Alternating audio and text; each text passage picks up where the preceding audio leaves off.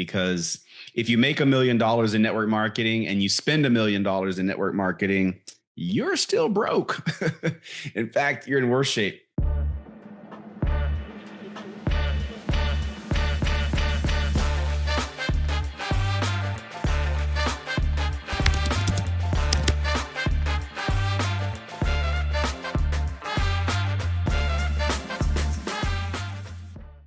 Welcome back to the Freedom Factory podcast, everyone. It is 2026. I know that's not a mystery. How many of you guys have written the date down wrong, though? I've been signing my name to some stuff, and I've had to slow down and put a 26 instead of a 25. It'll be a little while before we all get that right. But this podcast today is about getting you set, you right financially for 2026. And we're going to be talking about my strategies with money. We talked about this last year. I'm going to talk about this probably a couple times a year, but I've got some new twists for you today, not in my fundamental strategy, but some things that I was able to discover in 2025. I went ahead and put my money where my mouth is, and I put money in to see how it would perform. And it performed exactly as advertised, and I'm here to bring it to you today. So anyway, welcome to the Freedom Factory. This podcast, as you guys heard in the intro, is primarily designed for network marketers, but it's for everyone. The purpose here is that you stick around me long enough, you're going to be in a better financial position than you were before, because I'm going to help you grow your network marketing business. I am going to give you a real business, not one that's here today, gone tomorrow. And I'm also going to help you with the earnings that you make, because if you make $1 million in network marketing and you spend $1 million in network marketing, you're still broke. In fact, you're in worse shape. So let's jump into this. You guys know my 3-bucket system. I was going to say theory, but it's not a theory. My 3-bucket system. And we're going to talk about that again today if you haven't heard about it or you've forgotten about it. So jumping off, we know we just came out of the holidays. We know your credit cards are probably still hot. They're maybe melted a little bit over the last couple months. And it's a very common time of the year where people are holding quite a bit of credit card debt. So before you can move forward financially and in sort of investing and multiplying your money, the very first thing you have to address is the credit card debt. Now, when I do these type podcasts, I have to kind of repeat myself over and over, because sometimes people just hear just this one and don't remember all the other things I've said in the past. If you pay your credit cards off every month, rack them up. I mean, go get your miles, go get your spend the money, right? Because that obviously means you're making the money and you're probably using their credit cards to your business advantage. My wife and I do this all the time. We max out cards on purpose to get miles, to get perks, the whole thing. Okay. And I would suggest you do that as well. We spend time every year researching what the latest offers are. I'm a big fan of Delta. Delta and American Express have a relationship. By the way, this podcast is not financial advice. This is for your financial entertainment, not education. This is your entertainment, I'm telling you what I do. And so for that reason, Delta takes care of me pretty well. It's really, really great when you're traveling quite a bit. I do pay for one of their cards, but what I get in return is far greater than what the fees are for the card. This podcast is not about maximizing credit cards. This podcast is about, first getting rid of the credit card debt. So here's a couple ideas. This time of year, you will notice that there are plenty of people, banks, advertising the ability for you to transfer debt from one credit card to the next and offset the interest payments. This is a tremendous strategy for people who are structured. So you need to know who you are, okay? If you can do this, it's a wonderful way to push debt payments off for 6 months, 12 months, whatever the term is, where you can work really, really hard in that 6 months or 12 months to pay down or off the debt because the interest is not accruing. They've allowed you to move debt from one credit card, one bank to another. They've taken on the debt. Now, why would they do that? They do that because they know most people are not structured. They know most people are not going to pay down the debt. They're probably even going to go spend some more. And you can almost rest assured that your new credit card that you transferred your debt to has a higher interest payment or penalty than the previous. So be very, very careful if you do this. But it is a great strategy if you've fallen off a little bit from the holidays. You're normally pretty good, but you've fallen behind and you don't want to pay the interest payments.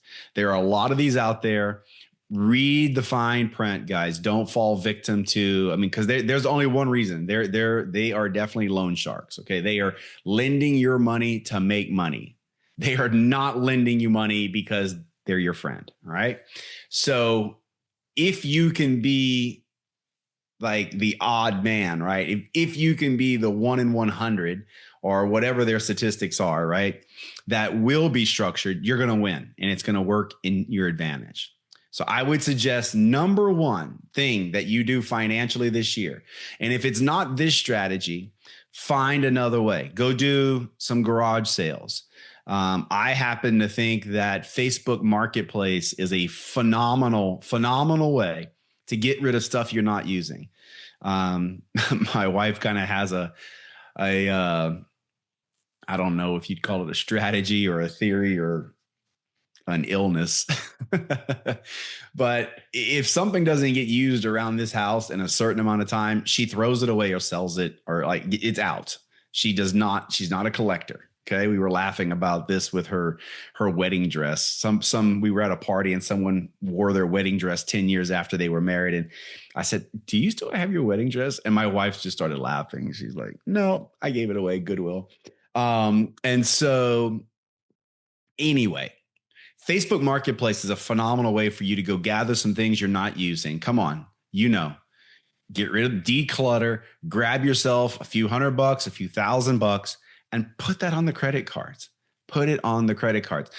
Facebook Marketplace is also a place where you can kind of get a little side hustle on. If you know some things about a certain type of, product and whatever that is, sometimes you can get some real bargains and then relist it and make some money, all with the reason of getting rid of the credit card debt, not debts, not so that you can go spend the money that you made, go get rid of the credit card debt. Okay. So I've given you a couple strategies. Number one thing, guys, financially this year, if you're carrying credit card debt, you have to get rid of it. And the reason is, besides the fact that the interest rates can be outrageous, over 20%, 25%, you're not making that kind of return. Most people are not making over 25% returns on their investment, but they're going to pay 25% in interest on their credit cards. You're losing money. If you're making 25% in your investments and you get paying 25% in interest and it's the same amount of money, you're losing money. It's not even. You're losing money, okay? Because money is devaluing. You have to stay ahead of the game. So get rid of the credit card debt, and then we can move into what my 3-bucket system is financially. And here it is. Let's just take $1,000 or any round, number that you can multiply. So you can do 100 or 1,000. Let's use 100. Let's use 100. That's the easier number for everybody. The 60-30-10 split. So this means if you have $100 to invest, which you all do every month. If you guys are not investing $100 a month, you are not paying attention to this podcast. You've got it. You've got the $100. You've got it. Okay. It's getting chewed up in lifestyle in your checking account. If you have $100, 60 goes to a safe investment. 30% goes to a medium risk investment. 10% goes to high risk investment. Now, most people are doing that inverse. They're throwing most of their money at high risk, like gambling, like just hoping for the best. maybe they're doing 30% minimum, and maybe they're doing 10. Sometimes people are doing 100% on high risk, which is absolutely not a smart strategy. Okay. So some of you will need 3 bank accounts for this. That's perfectly fine. However you store your money, whether that's in a checking account, savings account, you do it digitally online, it would be wise for you to do it in 3 different accounts. Okay. Now, if that's a little too complicated, no worries. The simple solution is when the money comes in, you take 10%. Let's just say that's $100. Okay. And when you open up your investment accounts, you take $60, 60%, your low risk investments, 30%, $30, medium risk investments, 10%, high risk. And so the reason why the bank accounts work is because you may some months not actually use the money. It might have to accrue, right? Until you have enough there to actually buy a stock share, buy an investment property, invest in a company. So sometimes it has to accrue, all right? Now, let's talk about some things that have developed this year that I believe are really, really cool for this bucket system, the 60, 30, 10. A lot of you know that my 60%, my low risk investments have been around participating whole life insurance. I am not an insurance salesman. I'm just telling you what I have done, right? The reason I did this is their track record. Over 110 years. So we're talking, this thing survived COVID. It survived the dot-coms. It survived the world wars. It survived all those things. And when I say survived, it paid back dividends and has paid back dividends around 6% for over 100 years. I would say that's really safe. Okay. Now, sometimes it's so safe that it kind of drives me crazy. I'm just like, my gosh, like 6%, that's not much return. However, as that base, as that foundation has grown for me, it allows me the flexibility and the mental calmness to be able to do the more risky stuff because I have that really big, thick base to fall back on, right? The stuff that's going to be there. It's not going to yo-yo up or yo-yo down. It's not going to have that volatility. It's going to be just fixed or near fixed returns day after day, month after month, year after year. Okay. We have used that. Now, here's a little twist, and I'm excited to share this with you guys. This past year, there is a publicly traded company that has started to provide to the public what you would probably associate with like a money market account or CD type usage. Okay. Now, I want you to do your own research on this, okay? But I'm going to give you the ticker symbols and I'm going to tell you what the returns are right now. Now, these things just started last year, okay? However, it's a publicly traded company that is worth billions of dollars, right? Now, it's not a startup, okay? Big company, all right? So the first ticker symbol I'm going to talk to you about is STRC. STRC. This is a variable rate preferred stock, right? It's been performing though around 8% since inception. 8% returns since the stock has been offered up. Now it's variable, which means sometimes it goes up, sometimes it goes down, but it's been averaging around 8%, which is phenomenal, guys. And your money's not locked up. Like it has to be in there at a certain time of the month in order for them to pay the dividends. So yes, you can't just put it in one day and pull it out. It has to sit there, but not for months or years. Okay. And it's available to you. You actually just buy the shares, just like you would buy a normal stock share or share of a company. That's the same thing you do here. So you would need a brokerage account. Again, I'm not endorsing this. I'm just telling you who I use. I use Charles Schwab. I had an account set up in one day. It was just, less than an hour. I had an account set up, right? And within a couple of days, we're trading. So STRC, 8%, guys, not 6%, not 4% like your CDs, and not less than 1% like your checking account. All right. The next one is STRF. Okay. Same company, backed by the same company, multi-billion-dollar company. Only this one is a fixed 8%, not variable. It's not going to go up, but it's not going to go down. 8% fixed. Now it has its own, each one of these has their own little nuances in how they work in their payouts. All right. And I'm not talking about the percentage, but do your own research, please, on this. Right now, everything I'm telling you, I've already purchased and I've already earned dividends from all of these. All right. I started a little at a time just to kind of test the waters to see what we had. And I have been accruing, and just about every week I buy more of this stuff. Okay. And I'm considering this low risk, in my opinion.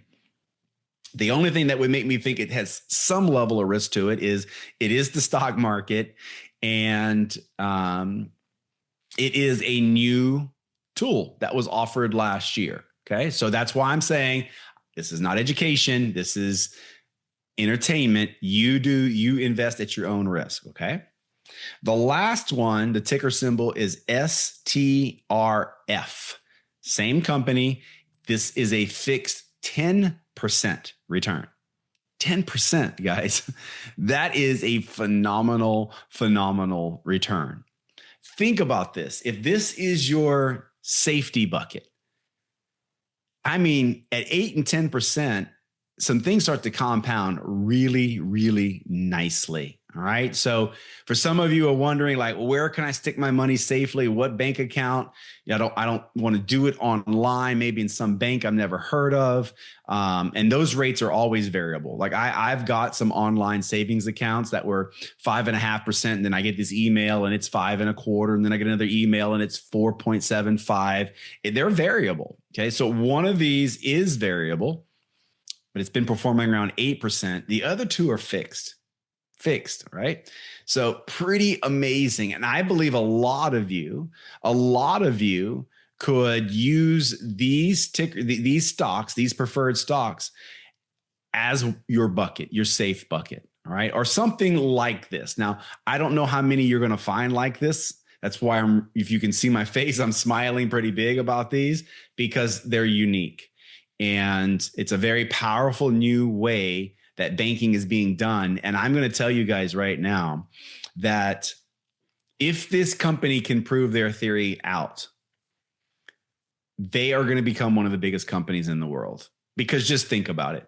If you're sitting on a couple $1 million and you're earning 4% and 6%, and you can double that with another company, why would you not double it? I mean, literally, if you've got $1 million at 4%, or at you got $2 million at 4%, and there's another person that has 1 million, half the money, at 8%, at double the return. You guys know where I'm going with this, right? It's the same yield. So literally, people that are going into retirement that maybe didn't have the number their investment advisor thought they were going to need, like you're going to need 1.1 million or you're going to need 2 million. Literally, these people could have half of what they thought they were going to need or wanted. But now, because there is a instrument out there that's performing at double what the market standard is, they're going to be good. And you can't tell me that when enough people start to figure this out and find it and trust it, that this company is not going to just see billions of dollars flowing in. They've already received billions, but I'm talking hundreds of billions. Like this is going to be a big company, guys, in my opinion. But there again, this is just my opinion, right? But I'm here to help you guys win. All right. Now let's move to the medium risk. Okay. The medium risk In my opinion, I've told you guys this before. The stock market is I think it's rare. Let me get the words out. It's rare that a publicly traded company just goes belly up. Okay, it's really, really rare, but it can happen. All right. So that's why I say there's some medium risk. And depending on the company you're purchasing, it could be kind of volatile, right? There is some advantages of volatile companies, but there are some that you can invest in, especially some of the ETFs, the electronic traded funds. They've been producing, anywhere from 8 to 20% a year for a long, long time. Just do your research there. There's a lot of funds that you can invest your money in, kind of spread your money across a bunch of things. That might be attractive for some people who know nothing about the stock market. I will tell you guys, you don't need to hire an advisor for this stuff, because their fees are going to just eat you alive. Just take the time and educate yourself. Invest a small amount of money, improve your own theory, and then maybe, pick it up a little bit.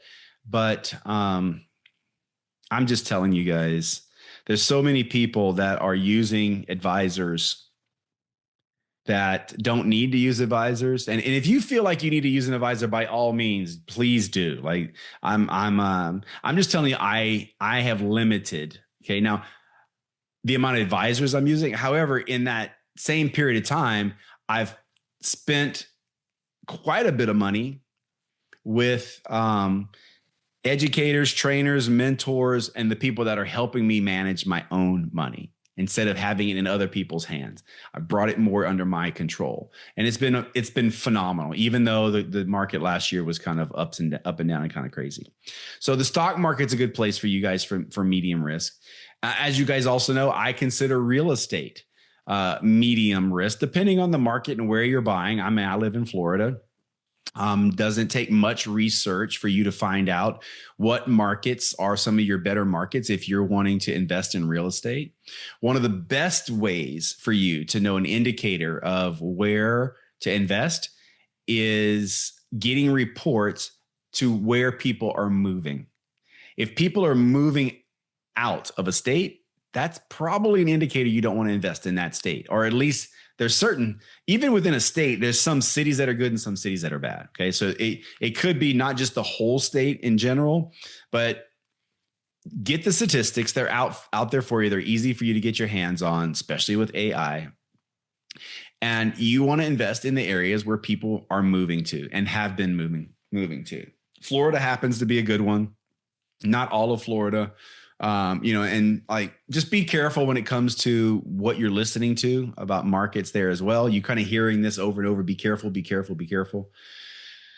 But as some of you guys know, we purchased a property last year, and some of you may know, because I told the story here, it was 2 houses side by side. And when it came down to the contract day and I got the contract, I actually thought I was getting the house next door. And I ended up with the other house. Now, you might say that's catastrophic, and it could have been.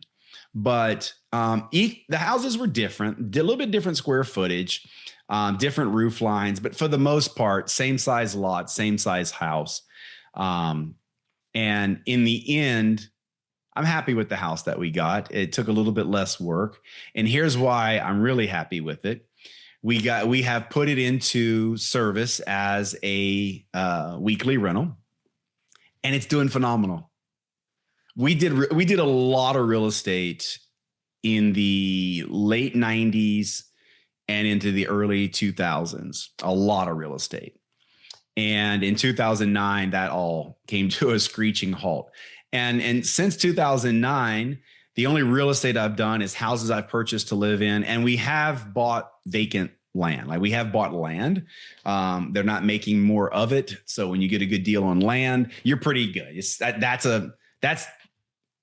That's between the safe and that's like the safe and medium risk. Like, that's kind of in the middle, right?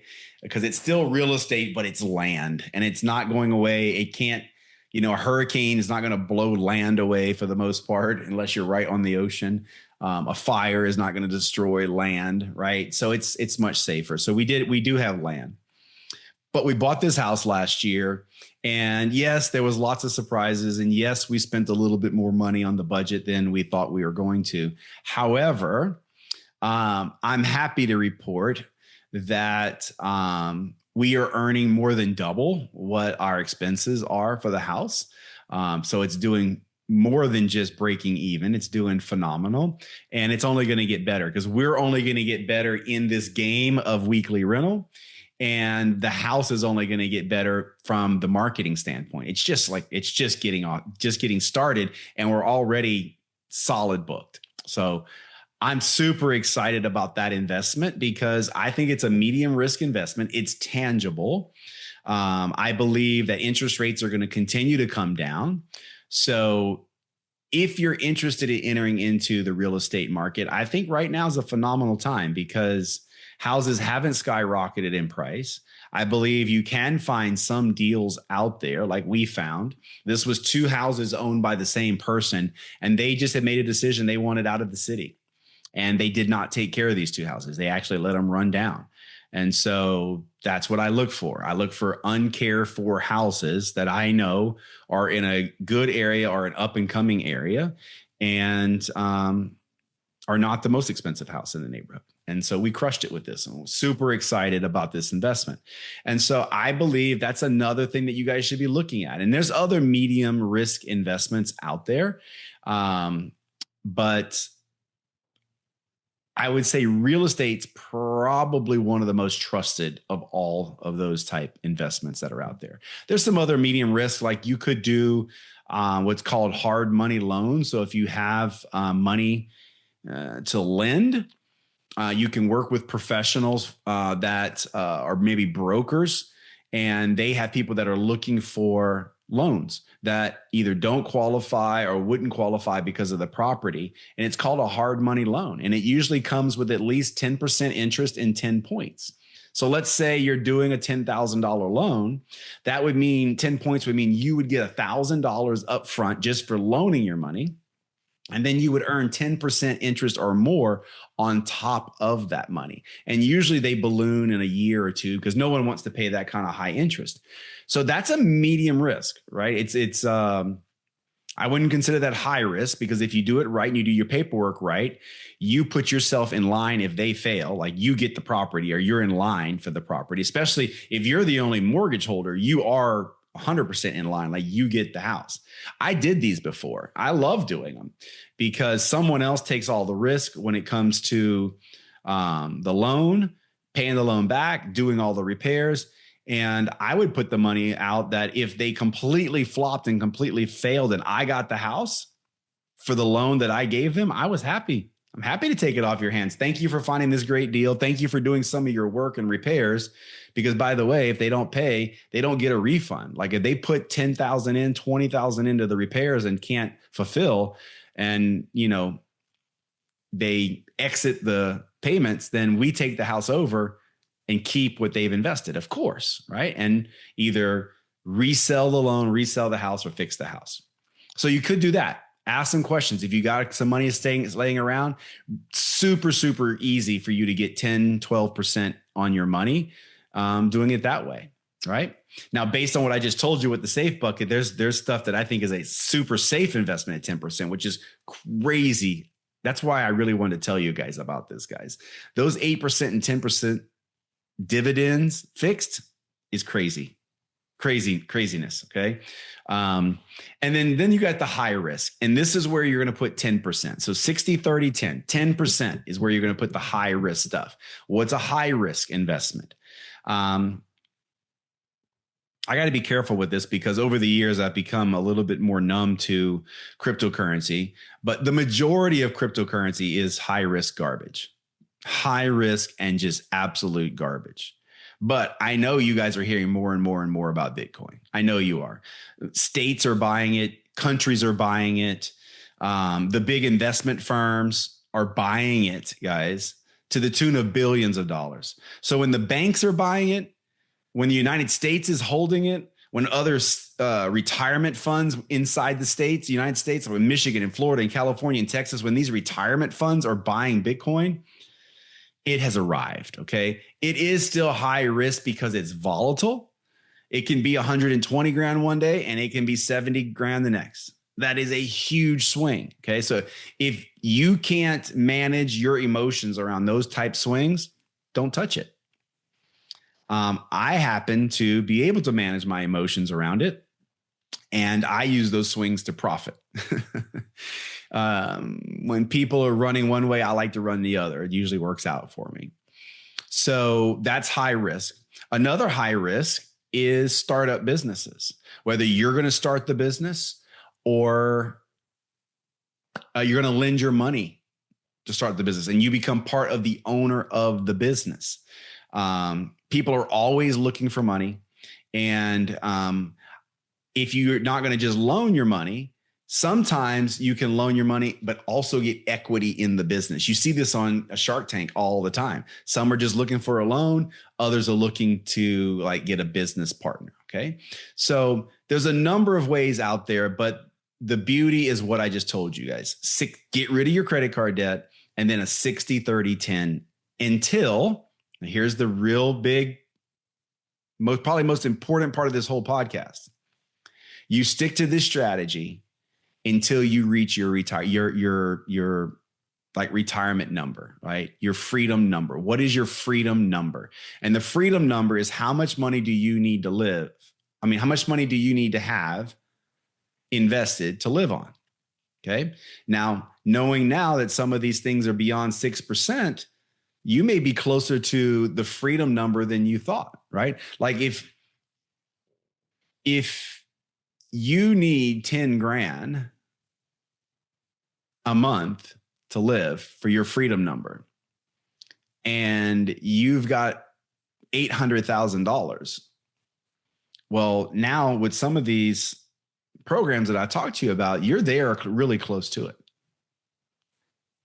The number has come down because there's these preferred stocks that are performing at a much higher rate than they used to be before. All right. But nevertheless, whether you've reached your freedom number or not, know your freedom number based on the investment vehicles you're going to use. Once you get to that freedom number, you can flip the ratio. And this is where you knock the ball out of the park. You can then start putting 10% in the safe stuff because it's not going away. Your 60% that was there before is not going away. It's safe. And the 10% you're putting in is just keeping up with inflation. It's just going to keep up.